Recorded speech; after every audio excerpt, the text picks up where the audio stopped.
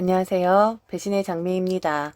오늘 사연은 시어머니와 남편의 두 얼굴에 속아 넘어가 버린 한 며느리의 이야기입니다. 며느리의 진심을 철저하게 짓밟아 버린 못된 시어머니와 한 남편에 대한 사연 속으로 바로 들어가겠습니다. 40대 미장원을 하며 딸 아이 하나를 키우고 있는 엄마입니다. 요즘 세상은 시어머니들이 며느리 눈치 보면서 산다고 할 만큼 많이 변했는데 저 같은 경우에는 저런 일들은 꿈도 못 꿀 뿐더러 오히려 시어머니의 겉과 속이 다른 속내에 가슴 아리부터 상처를 많이 받았답니다. 기구하고 팔자 사나운 제 이야기 좀 한번 들어봐 주시겠습니까? 제 어린 시절은 방황 그 자체였습니다. 부모님은 일찍이 이혼을 하셨고 저는 엄마와 살다가 엄마가 재혼을 하는 바람에 쫓기듯이 다시 아버지에게 왔고 아버지 또한 재혼을 하시는 바람에 어쩔 수 없이 할머니에게 보내져 천덕꾸러기로 지낼 수밖에 없었죠. 그 당시에는 원망도 많았고 할머니를 참 많이 미워하기도 하였는데 그도 그럴 것이 아비도 버리고 어미도 버린 저를 뭐 그리 고운 눈으로 보실 수가 있었을까요? 지금 생각하면 눈엣 가시 같은 저를 어쩔 수 없이 맞게 된 할머니 인생도 참 가련한 것 같습니다. 부모님을 보면서 저는 어렸을 때부터 꼭 다짐을 했었던 것이 있었습니다. 내 가정을 만들게 되면 우리 부모님과 같이 헌신짝처럼 가정을 버리는 것이 아니라 무슨 일이 있어도 꼭 그 가정을 지키겠다고요. 그러다가 한 남자를 만나게 되었습니다. 부모에게도 버림받았고 더군다나 쫓기듯이 간 할머니에게도 사랑 한번 제대로 받지 못하고 컸던 저는 처음으로 저를 좋다고 하는 남편에게 완전히 빠져버렸습니다. 연애하는 기간 동안 딱히 다른 문제는 없었지만 다만 남편은 술을 좀 과하게 먹는 편이었어요. 처음엔 술을 많이 먹어도 약간 술주정을 부리고는 했는데 결혼을 하고서 남편은 술의 의존도가 점점 세졌고 주정도 심해지더군요. 폭력적이거나 물건을 부순다거나 남에게 시비를 거는 주정이 아닌 남편은 옆에 있는 제게 계속해서 술을 권하는 그런 주정이었습니다. 신혼일 때는 그런 남편의 주정이 귀엽기까지 하였으나 아이를 가졌을 때도 술을 권하는 주정을 보이자 저는 남편에게 단호하게 치료를 하자는 이야기를 했죠. 제가 보아도 남편은 중독의 수준을 보이는 것 같았거든요. 결국 남편은 치료를 선택하였고 이후 술을 완전히 끊는 듯 싶었습니다. 가정을 위해 노력하는 남편이 대견했고 자랑스럽게까지 하더군요. 하지만 끄는 것이 아니라 참고 있었다는 게 맞는 표현일 듯 싶네요. 예쁜 딸아이를 낳고 그동안 임신 중이라 하지 못했던 미정원 일을 다시 시작하면서 우리 가정에도 평화가 찾아오는 듯 했습니다. 작은 동네 가게를 열게 되었고 입소문이 나면서 제법 단골도 생기고 나중에는 동네 아지트가 될 정도로 미장원은 장사가 잘 되었습니다. 그러다가 일손이 모자라 예전 직장 동료였던 친한 언니를 영입하기 위해 부부 모임 형식으로 저녁 식사를 하던 중이었습니다. 다행히 언니는 저의 스카우트 제의를 흔쾌히 받아주었고 저녁 식사에 이어 가볍게 맥주 한 잔씩을 하게 되는 호프집으로 이동을 하게 되었죠. 아무리 술을 끊었다 하더라도 술자리에 있는 것이 곤혹스러울 듯 싶어서 남편에게 이야기를 했습니다. 당신 괜찮겠어요? 지금 호프집으로 갈 건데 당신한테 너무 몹쓸 짓 하는 것 같아서 그래요. 여기서 그냥 인사하고 당신은 집으로 돌아가는 게 어떨까 싶어요. 언니랑 형부도 이해해 줄 거예요. 아유, 2차까지는 나도 갈 생각이 없었는데 그래도 함께 일하자는 내 청을 한 번에 허락해준 언니 기분을 조금은 맞춰줘야 할 필요는 있으니까 그냥 나 혼자만 다녀오도록 할게요. 지금까지 잘 참아왔는데 술 마시게 되면 너무 아깝잖아요. 서운하게 생각하지 말아줘요. 남편은 저를 한참을 바라보더니 고개를 끄덕거리더군요. 다행히 남편은 저의 말을 이해해 주었고 먼저 집으로 돌아가겠다고 했습니다.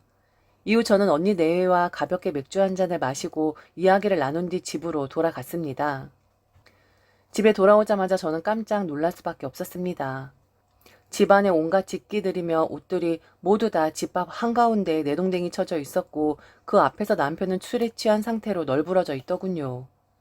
남편은 저를 보자마자 머리채를 잡더니 손을 대기 시작했습니다. 술을 마셔도 단 한 번도 폭력적이지 않았던 남편은 그날은 마치 폭주하는 기차처럼 멈출 줄을 모르더군요. 제가 도망을 가자 남편은 고래고래 소리를 질러대며 집 앞 공터 한가운데 모아놓은 집게들과 옷에 불을 붙이더군요. 저는 엉망이 된 모습으로 바로 5분 거리는 시어머니 집으로 도망을 갔고 우선 그날 아침나절에 시어머니에게 맡긴 딸아이의 안전을 살폈습니다. 시어머니는 저의 모습을 보시더니 놀란 기색은 보이셨지만 딸아이를 안고 있는 제게 말씀을 하시더군요. 암탉 울면 집안이 망한다는 이야기 모르니? 정도껏 지 남편을 잡았어야지. 아니 남편은 그동안 뭘로 생각을 했으면 사람들이 있는 데서 애 면박을 그렇게 줄 수가 있는 거니? 우리 아들이 나한테 와서 벌벌벌 떨더라. 손님들하고 같이 있는데 마누라라는 사람이 서방을 믿지 못하고 내쫓더라고.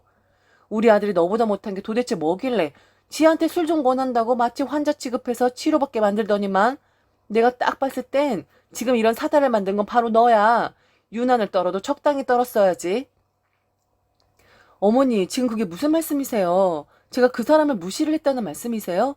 저는 그 사람 걱정되어서 시험에 들게 하는 것 같아서 집에 가는 게 좋겠다고 양해를 구하며 이야기를 한 거라고요. 저는 엉망이 된 얼굴을 하고 억울해하며 어머니께 말씀을 드렸지만 어머니는 콧방귀도 끼지 않으시더군요. 고아나 마찬가지인 걸 받아주고 오냐오냐 해줬더니 귀엽고 네가 선을 넘는구나. 어디서 감히 남편을 그것도 사람 있는 데서 면박을 줄 수가 있어? 이후 남편은 술을 계속해서 마셔댔고 치료를 권하는 저의 말도 듣질 않았고 술만 마셨다 하면 폭군처럼 변해갔습니다. 저는 그런 남편에게 매달려도 보고 울어도 보고 했지만 그럴수록 남편은 더욱더 제게 잔인하게 행동을 했습니다. 저는 어린 시절 다짐했었던 것을 생각하며 아버지 없는 딸 아이를 만들 수는 없었기에 참고 또 참았습니다. 매일같이 눈물로 밤을 지새웠고 남편이 술을 마신 날에는 딸 아이를 업고 집을 뛰쳐나가기 일쑤였죠. 하지만 언젠가는 남편이 참고 있는 저의 마음을 알아줄 것이라 생각을 했습니다. 그렇지만 남편은 귀엽고 저를 포함 어린 딸 아이에게조차 술만 마시면 주정을 하게 되었고 결국 저는 딸아이를 데리고 남편이 저를 찾을 수 없는 곳으로 도망을 가게 되었습니다. 그나마 가진 기술이 있어서인지 타지 생활인데도 딸아이와 먹고 살 길은 열리게 되더군요. 아비 없는 자식이라는 티를 내고 싶지 않아 딸아이를 위해 최선을 다해 살았습니다. 오직 제 삶의 이유는 딸아이였고 쥐면 부서질까 불면 날아갈까 하며 애지중지 딸아이를 키웠습니다. 그리고 다짐을 했지요. 내 인생에는 더 이상의 남자는 없다고 말이지요. 하지만 세상 사라는 것이 어디 마음 먹는 대로 흘러가던가요? 외롭게 자라 사랑에 항상 굶주렸던 저는 미련하게도 한 남자를 다시 한번 만나게 됩니다. 그 남자는 전 남편과는 완전 정반대의 사람이었습니다. 술은 입에 한 잔도 못 댈 정도였고 다정다감하고 저의 모든 것을 이해해주고 감싸 안아주는 그런 사람이었습니다. 머리에서는 더 이상 내 인생에 남자는 없다. 나에게는 딸밖에 없다. 우리들만 이렇게 평생 의지하며 살면 되는 것이다. 라고 이야기를 하고 있지만 제 가슴은 그 남자를 볼 때마다 요동을 치더군요. 또한 저보다 훨씬 어린 나이에 남자가 저를 좋다고 하니 정신이 나간 건지 그 남자에게 또다시 빠져버리게 되더군요. 그렇게 저는 저의 집에서 그 남자와 동거를 시작하게 되었습니다. 말이 동거지 사실이 온 관계였지요. 그렇게 당하고도 남자품이 그립다더냐, 남자 없이는 못 사는 그런 요망한 여자인 것이냐 하고 욕을 하셔도 상관없습니다. 저는 너무 사랑을 받고 싶었습니다.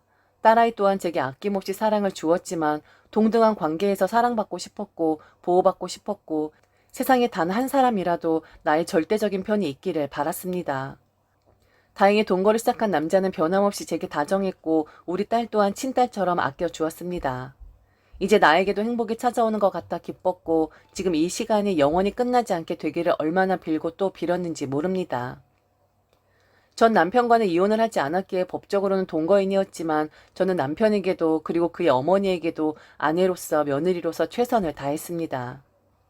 부담이 되기는 하였지만 매달 꾸준히 용돈부터 시작해서 어머님 편하게 사용하시라고 정수기, 비데, 공기청정기 등도 렌탈로 넣어드렸지요. 물론 렌탈비는 제가 부담을 했고요. 어머니 또한 저를 며느리로 생각을 하셨는지 부담 없이 아들 욕도 하시고 그리고 딸아이도 친손녀처럼 예뻐해 주셨답니다. 그런 어머니를 저 또한 진실된 마음으로 대해드렸고 시어머니이자 나의 엄마로 생각하면서 살겠다고 다짐을 했었지요. 그러던 어느 날 저녁 어머님이 남편 모르게 저만 혼자서 집으로 좀 와달라고 이야기를 하시더군요. 그날 일을 빨리 마치고 어머니 이야기가 궁금했기에 발걸음을 재촉했습니다. 아가, 니들이 결혼만 안 했지 부부나 마찬가지지 않니? 내가 곰곰이 생각해봤는데 아무래도 네 남편 다시 공부를 하게끔 하는 게 어떨까 싶다. 걔가 법관되는 것이 꿈이었는데 우리 집 사정도 있었고 그리고 갑자기 로스쿨인지 뭔지가 나와서 애가 취업 전선에 뛰어들었던 거거든. 학교를 다시 가야 한다고 하는데 로스쿨 학비가 장난이 아니라고 하더라. 어찌되었든 네 남편 법관 만들고 너도 전 남편이랑 이혼하고 호적을 정리하는 게 좋지 않겠니? 네가 지금 벌 수 있을 때 몇 년만 지원을 해주면 우리 아들 분명히 합격할 거다. 애가 정말 똑똑하거든. 그 똑똑한 머리를 가지고 저렇게 지 적성에도 안 맞는 곳에서 일하는 모습 보면 내가 밤마다 가슴을 치면서 통곡을 한다, 통곡을. 남편은 예전부터 법관의 길을 가고 싶어 했었는데 집안의 사정과 나라 정책의 변함에 따라 자신의 꿈을 펼쳐보지도 못하고 취업을 바로 했다고 하더군요. 남편을 믿었고 그를 사랑했기에 저는 그의 뒷바라지를 마다하지 않았고 저의 뒷바라지에 보답이라도 하는 듯 남편은 준비를 하자마자 서울에 있는 로스쿨에 당당히 합격을 했다고 하더군요. 적지 않은 돈이 들어가는 경우였지만 저는 제 남자였고 우리 딸의 아빠라고 생각을 했기에 기꺼이 대출을 받아 등록금을 마련해 그에게 건네주었습니다. 어느 날 미용실에서 일을 하고 있는데 손님 중에 낯이 익으신 분들이 들어오시더군요. 기억을 더듬고 더듬어서 저는 그분들이 시어머니 친구분들이라는 것을 알게 되었지요. 일전에 개모임 하시는 분들과 여행을 보내드렸던 적이 있는데 그때 일행분들과 행복하게 찍으신 사진을 남편과 제게 보내주셨던 게 있었거든요. 물론 그분들은 저를 모르시겠지만 저는 마치 어머니 며느리가 저입니다 라고 말씀드리고 싶을 정도로 반갑더군요. 그리고 제가 일하는 제 미용실에서 시어머니 친구분들을 만나는 것 자체가 나와 시어머니가 참 인연이 깊은 사람이구나 하고 생각이 들 정도로 신기했습니다. 저는 친구분들께 더 친절하게 응대를 해드렸고 세 분은 나란히 펌을 하신 상태로 이야기를 나누고 계셨습니다. 당연히 그분들 이야기에 제 귀는 집중이 될 수밖에 없었고 우리 어머님 친구분들이기에 더 호기심이 갈 수밖에 없었습니다. 호구 하나 물었지 뭐야. 결혼 안 하고 지금 같이 살고 있다고 하는데 여자가 돈을 좀 버나 봐. 옆에 내 집에 이것저것 들어온 거 못 봤어? 아주 그냥 자랑질을 얼마나 하던지 내가 눈꼴셔가지고. 그럼 언제 결혼시킨대? 그냥 그렇게 살기만 한데? 그래도 며느리인 거잖아. 말도 마. 며느리는 무슨 며느리야. 내가 들어보니까 여자가 아마 이혼을 안 했다지. 애 하나 들쳐 없고 야반도주했대. 남편 피해서 도망 온 거지 뭐. 정에 굶주리고 순진한 여자애를 그 아들놈이 꼬신 거지. 애까지 딸리고 나이도 많은 여자애 뭐 좋다고 물고 빨고 하겠나? 적당히 아들놈 자리 잡을 때까지 호구 노릇하라고 지금 오냐오냐 해준다는데 뭐 모르지 그러다가 애라도 생기면. 근데 너무 복잡하다. 자고로 사연 많은 여자는 재수없는 법이야. 에휴 내 딸년이 만일 그런 대접 받는다고 생각하면 어휴 상상도 하기 싫다. 일전에 그 여자애가 조금 아팠나 보더라고. 아주 그냥 나를 붙잡고 빨리 나와서 돈 벌어야 할 텐데 늙어 그런지 애가 회복을 못한다고 징징거리더라고. 그것도 모르고 이것저것 다 퍼다주는 그 여자만 불쌍한 거지. 그럼 뭐야? 며느리도 생각 안 하는데 아들로 등록금까지 그 여자한테 대라고 하는 거야? 등록금은 무슨? 그 아들놈 순 날라리잖아. 생긴 것만 봐도 딱 답 나오잖아. 로스쿨 같은 소리 하고 있네. 그게 어디 들어가는 게 쉬워? 지금 학교 다니며 공부한다고 여자한텐 거짓말하고 돈 가져다 쓰는 거지 뭐. 어디서 술이나 처먹겠지. 에휴, 여자 팔자란 자고로 남자를 잘 만나야 하는 건데 아무것도 모르고 돈 가져다 주는 그 여자만 불쌍하지 뭐. 제 귀를 의심했습니다. 친구분들 이야기의 주인공은 다름 아닌 저였습니다. 미련한 저는 첫 번째 남편에 이어 두 번째 남편에게도 속아 넘어갔던 것이었고 그들의 친절함과 다정함에 눈이 멀어 간도 쓸개도 다 빼주는 그런 호구 노릇을 하고 있었던 거였습니다. 저는 아주머니들에게 제 신분을 밝히고 지금 하신 이야기가 사실인지를 물었습니다. 처음에는 이야기하기를 주저하시고 당황하셨으나 이내 남편과 시어머니라는 사람들이 저라는 사람을 어떻게 생각하고 있고 철저하게 이용만 하고 있다는 것을 이야기해 주시더군요. 그러면서 남자 눈을 보는 눈을 좀 키우라고 타박도 마다하지 않으셨습니다. 뭐 그리 여자가 해프냐고 그렇게 야반도주를 할 정도면 남자한테 대일 정도로 되었을 터인데 어찌 그리도 남자 보는 눈이 없는 거냐고 엄마 팔자 딸도 따라간다는 말이 있듯이 정신 똑바로 차리고 살라고 이야기를 해 주시더군요. 그날 저녁 저는 집으로 돌아와 남편의 모든 짐을 정리해서 집 밖에 놓아두었고 그가 오기만을 기다렸습니다. 집으로 돌아온 남편은 어머니와 함께 왔고 뻔뻔하게도 제게 손가락질을 하며 왜 자기 짐이 밖에 있는 거냐며 제게 묻더군요. 우선 저는 로스쿨에 입학을 한 것이 맞는 건지 확실한 증거를 대라고 남편을 채근했습니다. 저를 빤히 쳐다보고 있는 남편이 너무 어이가 없었고 결국 저는 그의 뺨을 세게 내리쳤습니다. 당신을 욕하고 싶진 않아. 사람을 제대로 못 본 데 잘못인 거니까. 그래도 네가 사람이라면 그렇게 마음 약하고 의지하고 싶어하는 사람의 가장 약한 부분을 건드리며 이용해 먹는 거 아니야. 너 정말 세상 그렇게 사는 거 아니다. 그렇게 살면 벌 받는 거야. 나도 좋다고 맞장구를 쳤으니 내가 누굴 욕하겠니? 큰 소리 나기 전에 지금 당장 네 짐 가지고 다시 내 앞에 나타나지 마. 대신 네가 등록금이라고 가지고 간 1,000만 원 내일 중으로 바로 가지고 와. 그렇지 않으면 내가 너 고소할 거야. 나같이 사연 많은 여자가 한 품으면 얼마나 무서운지 보여줄 테니까 떼어 먹고 싶으면 어디 한번 떼어 먹어봐. 아니 이것이 우리 아들이랑 살게 해달라고 할 때는 언제고 이제 와서 발뺌이야. 솔직히 까놓고 이야기해서 너라는 여자를 좋다고 할 만한 남자가 어디 있겠니? 나이도 많아. 애도 딸려 있어. 게다가 호적도 제대로 정리되어 있지 않아. 우리 아들 정도 되니까 받아주고 한 입을 덮어준 거지. 다른 남자들이었으면 홀딱 벗겨먹기만 하고 내 빼도 벌써 내 뺐어. 그리고 우리가 달라고 했니? 네가 알아서 우리한테 돈 주고 한 거 아니야. 고소 같은 소리하고 앉아있네. 고소는 아무나 하는 줄 알아? 너야말로 조용히 입 다물고 나 죽었어 하고 살아야 하는 거야. 네 딸도 너 같은 팔자 만들고 싶지 않으면. 딸아이에 대한 이야기가 나오자 저는 이성을 잃어버렸고 결국 저는 어머니의 머리채를 잡고 뒹굴 수밖에 없었습니다. 자기도 같은 여자면서 어쩜 이리 무정한 이야기를 아무렇지 않게 할 수 있는 건지, 본인 자식만 중요한 건지, 남의 자식은 개똥밭에 굴러도 상관없다는 것 같다는 어머니의 심정을 이해할 수가 없었고 분노가 치밀었습니다. 결국 어머니는 상해죄로 저를 고소했고 저 또한 맞고소를 하는 지경에까지 이르게 되었습니다. 이판사판 볼 곳 못 볼 곳 다 보게 된 그런 사이가 되어버린 것이죠. 그렇게 저는 두 번째 남편과도 헤어지게 되었고 다만 다른 것이 있다면 처음에는 도망갔지만 두 번째는 쫓아냈다는 것뿐이랍니다. 미련 곰탱이 같은 여자라서 이번에도 또 만만한 여자로 여겨 업신여김을 당했구나 생각하면 자존심이라는 것이 바닥으로 끌어내려가더군요. 남편은 애초에 로스쿨에 합격을 한 것도 아니었고 또한 로스쿨이라는 것이 지원을 한다고 갈 수 있는 곳이 아니더군요. 날고 긴다는 사람들이 가는 곳이었고 시험을 보고 합격을 해야 들어가는 곳이라는 것을 남자와 헤어지고 나서야 알게 되었습니다.